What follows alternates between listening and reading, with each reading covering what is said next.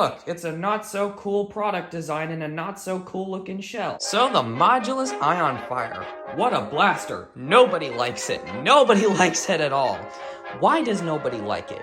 Well, it's simple.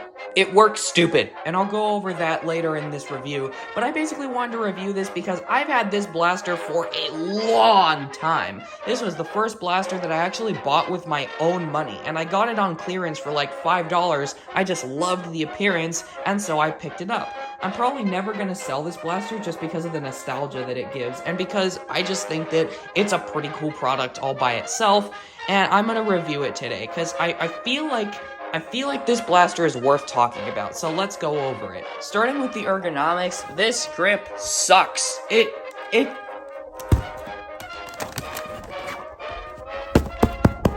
problem with square grips comes from the hard edges that dig into your hand. This one is worse, because the whole front and back of the grip is just fine, but the side has these hard ridges that dig deep into your flesh of your hand, and it sucks. It sucks using this after about 10 minutes of usage.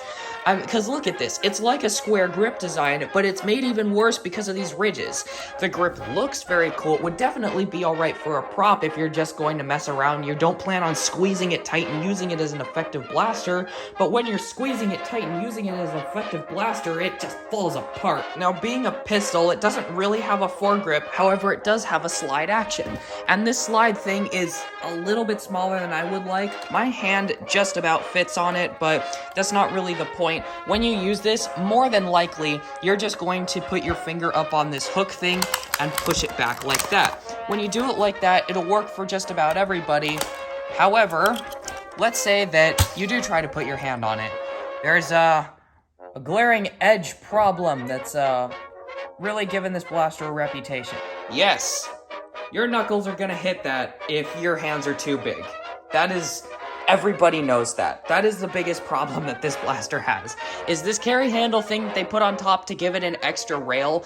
Looks very cool, but creates a detriment for anybody whose hands are bigger than mine. Luckily, I don't have this problem, but it's definitely worth mentioning because a lot of people are gonna have this problem. Like, a humongous amount of people are going to have a problem with this. The prime action itself is very smooth, although a little bit gritty, and the trigger pull is very clicky, even though I don't really like the trigger itself because it has this kind of top-mounted bit, so it just pushes down. I know it's more realistic to a firearm, but I just prefer the trigger to move straight back. I don't know, just subjective. And of course, being a Modulus blaster, it's got the plethora of attachment points. You got the stock attachment, you got the barrel attachment, you got the rail down here, and the surprising part is the rail up here, because you can kind of tell that was a last-minute decision. They were just like, "Oi, we need to put more rails on this. I guess we can make a carry handle thing just to put a rail on it." And it actually came at the cost of a lot of people's knuckles. So, was that a good idea or a bad idea? I don't know. It looks very nice, but it did create quite an issue for a lot of people using this blaster. I don't understand. And it came with attachments. You have this little barrel that actually looks very nice, and this thing. Nobody uses this. No one. With the attachments on, this blaster actually looks very nice. Now here comes the sad bit. This blaster is a single-shot breech-loading pistol. That segregates about 80% of the Nerf community away from this. But it also brings in 20%. So let's talk about the action for that 20%. So the way this blaster works is very simple. You pull that open, you take your dart, you shove it in there, close it, and then fire it. Shut up! But yeah, that's basically how it works, and you have to do that every single time you fire it. You can get pretty fast with it if you actually practice, but yeah, it's tough. It's definitely not war practical. Yeah, so that is kind of the reason why nobody likes this blaster, because it's super gimmicky and it's a single shot pistol. It's basically a jolt with an extra step. The extra step is mandatory, and there's no real way around that unless you want to shove a dart down this barrel, which you can do, but as soon as you put barrel attachments on that idea goes out the window. So, yeah.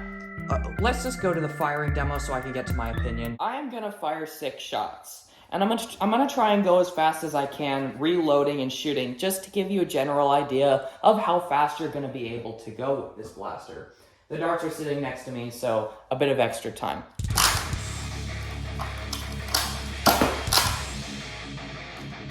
Oh my gosh, the dart won't go in. Yeah, it's slow.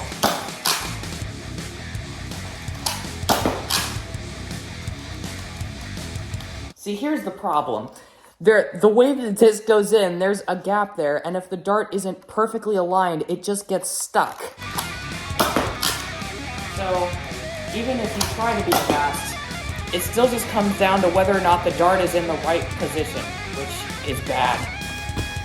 So the Modulus Ionfire. What do I think of this thing? Why do I have it in my collection? Why do I talk about it? Well, my opinion of this blaster is mid. I don't have much to say about it. It does what it's trying to do.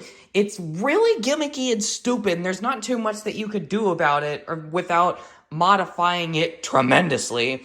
But the blaster is a blaster. That's all I really have to say. This is the weirdest review I've ever done. This is like the least conventional blaster I could possibly be reviewing.